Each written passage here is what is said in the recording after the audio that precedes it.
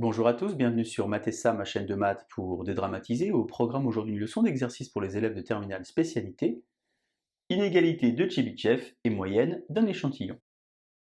Pour me soutenir, n'oubliez pas de vous abonner à Mathessa, c'est facile, rapide et gratuit. Je vous rappelle également que depuis la rentrée 2023, vous avez sur www.mathessa.fr tous les documents support pour une année scolaire sereine et réussie. Nous sommes aujourd'hui bien évidemment dans le chapitre de terminale spécialité qui traite de la loi des grands nombres. Je vous insère comme d'habitude le lien vers la playlist du chapitre afin que vous puissiez vérifier vos acquis et vos connaissances. Connaissez-vous par exemple l'espérance ou la variance pour une variable aléatoire réelle donnée? Connaissez-vous également des inégalités de concentration? L'énoncé aujourd'hui est relativement simple. On lance n fois un dé équilibré à 8 faces. On note xi, la variable aléatoire, donnant le résultat obtenu au ième lancé. On pose alors mn égale somme des xi sur n, qu'on appelle évidemment la moyenne des n lancés.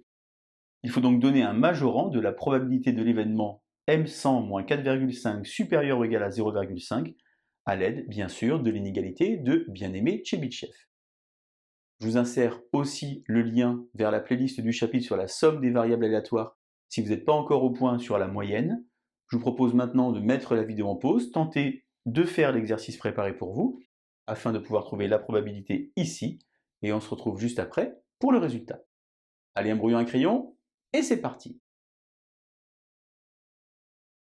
Alors dans ces situations, il est toujours important d'abord de regarder ce que ça donne pour un lancer, c'est ce que je vous propose maintenant. On a donc un dé équilibré à 8 faces, ça veut donc dire que toutes les issues élémentaires sont équiprobables. On va donc pouvoir écrire ici la loi de probabilité, en notant, évidemment, ici on a oméga l'univers des possibles, que chaque issue a une chance sur 8 d'arriver.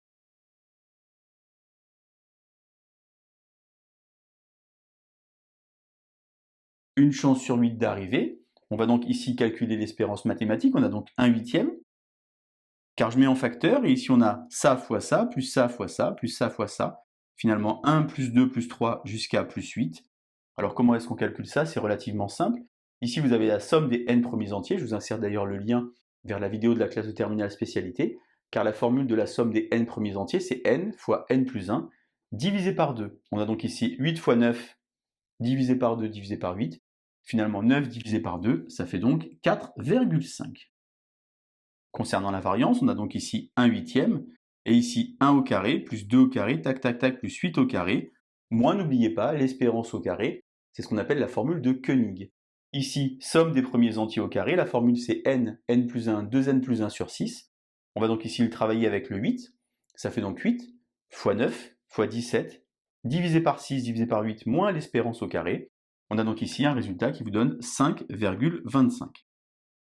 Je vous l'ai évidemment tapé ici avec la calculatrice pour ceux qui seraient un petit peu inquiets. Alors toutes les variables aléatoires xi sont identiques et indépendantes. Elles suivent donc toute une loi d'espérance 4,5 et de variance 5,25.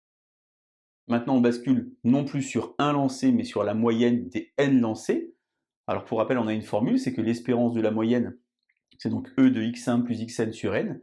L'espérance est bien entendu une notion qui est linéaire. On va donc pouvoir sortir ici le petit n, et puisque toutes les variables aléatoires sont identiques et indépendantes, eh bien l'espérance de x1 jusqu'à xn, c'est la somme des espérances. En d'autres termes, on a 4,5 fois n, c'est-à-dire que l'espérance de la moyenne est la même chose que l'espérance pour une variable. Concernant la variance, attention, ce n'est pas linéaire. Lorsque vous sortez ici le n, vous avez 1 sur n au carré. Ici, de nouveau, comme ceci. Puisque toutes les variables aléatoires sont identiques et indépendantes, eh bien la variance ici de x1 plus xn, c'est n fois la variance de x1. On a donc ici, notre 5,25 était ici, et on a n carré au dénominateur. Je vais donc ici conserver 5,25 divisé par n. Maintenant que j'ai fait tous mes calculs, je vais traduire, et c'est très important, à l'aide d'une petite représentation la situation. Moi, je veux avoir ici quelque chose comme ça. Je vais donc poser mon 4,5.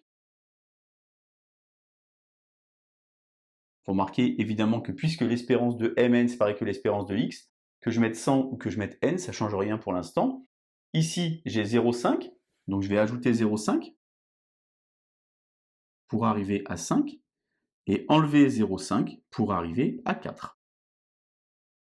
Moi, je veux que la probabilité de l'extérieur, c'est-à-dire ceci,